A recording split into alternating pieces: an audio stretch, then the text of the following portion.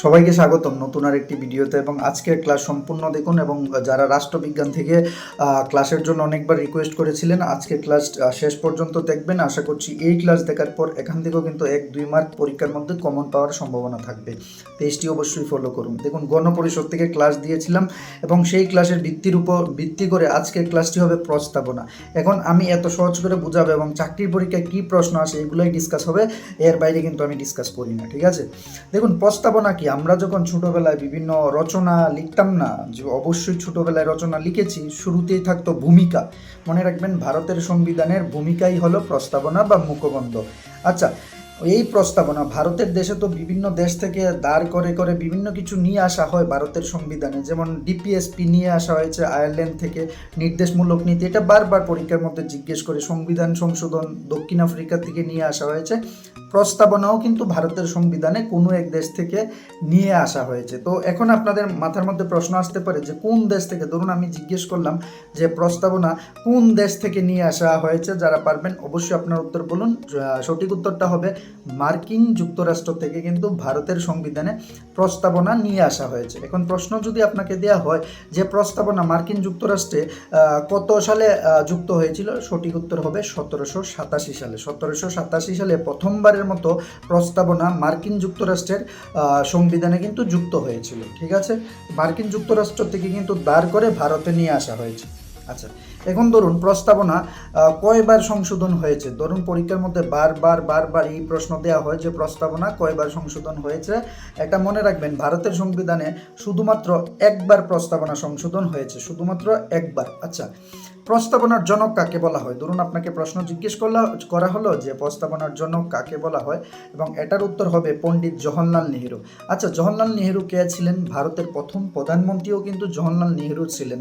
এবং জওহরলাল নেহেরু এই প্রস্তাবনা লিখেছিলেন 1946 সালের 13ই ডিসেম্বর। আমি যখন গণপরিষদের ক্লাস দিয়েছিলাম সেখানে কিন্তু আমি বলেছিলাম যে জওহরলাল নেহেরু উদ্দেশ্যমূলক প্রস্তাব দিয়েছিলেন। তো উদ্দেশ্যমূলক প্রস্তাবও কিন্তু গণপরিষদের অধিবেশনে গৃহীত হয়েছিল, দ্বিতীয় অধিবেশনে। আচ্ছা, প্রস্তাবনাও কিন্তু জওহরলাল নেহেরু লিখেছিলেন 1946 সালের 13ই ডিসেম্বর। আচ্ছা, এখন যদি পরীক্ষার মধ্যে প্রশ্ন দেওয়া হয় যে প্রস্তাবনা কখন কার্যকর হয়েছিল, দেখুন এটার বিভিন্ন বইয়ে বিভিন্ন রকম তত্ত্ব, কিন্তু ভারতের সংবিধান যখন কার্য হয় প্রস্তাবনা তখনই কার্যকর হয়েছিল। তাহলে এটার উত্তরটা আপনারা বলবেন যে ভারতের সংবিধান কখন কার্যকর হয়েছিল এবং প্রস্তাবনা কখন কার্যকর হয়েছে, একই উত্তর হবে। আচ্ছা, এটা গেল যে পরীক্ষার মধ্যে যে প্রশ্নগুলো দেওয়ার সম্ভাবনা থাকে এইগুলো নিয়ে আলোচনা হলো।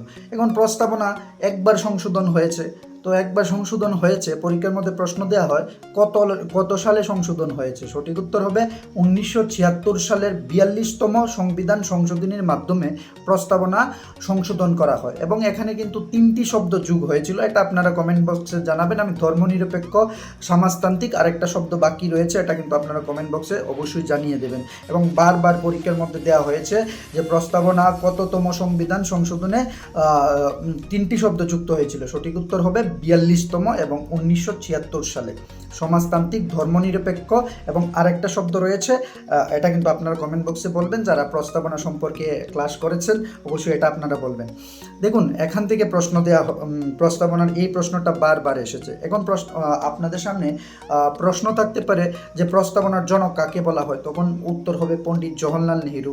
প্রস্তাবনা কয়বার সংশোধন হয়েছে? প্রস্তাবনা একবার সংশোধন হয়েছে। এবং প্রস্তাবনাকে কিন্তু বলা হয় ভারতের সংবিধানের চাবিকাঠি। কি বলা হয়?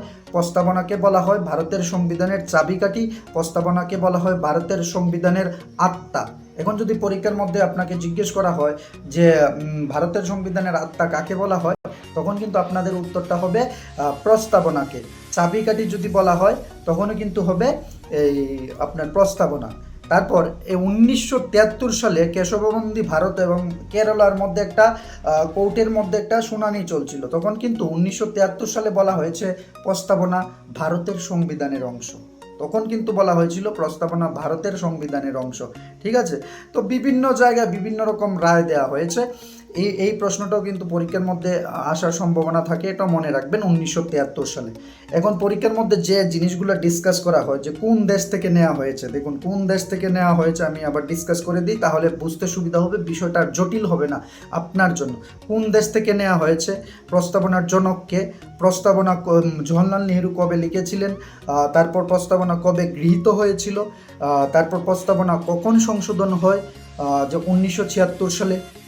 সংশোধনের পরে প্রস্তাবনা 3টি শব্দ যুক্ত হয়, কি কি 3টি শব্দ পরীক্ষার মধ্যে আসে, এবং কততম সংবিধান সংশোধনে, 42, ঠিক আছে। তো এই টাইপের প্রশ্নই কিন্তু দেয়া হয় বেসিক্যালি, বুঝেছেন? এই টাইপের প্রশ্নই দেওয়া হয় যে সংবিধানের আত্মা কাকে বলা হয়, সঠিক উত্তর হবে প্রস্তাবনা। সংবিধানের চাবিকাঠি কাকে বলা হয়, প্রস্তাবনা। শুধুমাত্র 6 মিনিটের মধ্যে আজকের প্রস্তাবনার সম্পর্কে যে প্রশ্ন চাকরির পরীক্ষায় আসে একেবারে বিস্তারিত, আমি বিস্তারিতভাবে সহজভাবে বুঝিয়ে দিলাম, এর বাইরে আপনাদের পড়তে হবে না। তারপরে একটু ট্যাক্স বই দেখলে দেখবেন, না দেখলেও হবে, কিন্তু এইগুলো যদি জানেন তাহলে ভারতের প্রস্তাবনা সম্পর্কে আপনার কিন্তু সম্পূর্ণ একটা আইডিয়া চলে আসলো। তো এইরকম ক্লাসের জন্য অবশ্যই কিন্তু, এবং মক টেস্ট থাকবে আপনাদের জন্য, সহজ করে যদি বুঝতে চান এবং কোন প্রশ্নগুলো, কারণ মনে রাখবেন চাকরির পরীক্ষায় কিন্তু দেখবেন স্মার্ট ওয়ার্ক সবচেয়ে গুরুত্বপূর্ণ।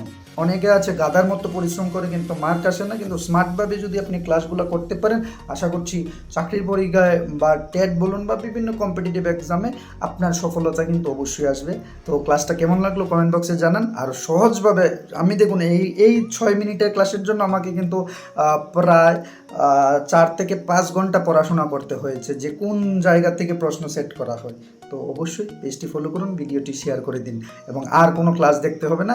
এবং আপনাদের যদি কোনো ডাউট থাকে অবশ্যই কিন্তু আমাকে কমেন্ট বক্সে জানাবেন, এবং মক টেস্টগুলোর উত্তর দেওয়ার চেষ্টা করুন।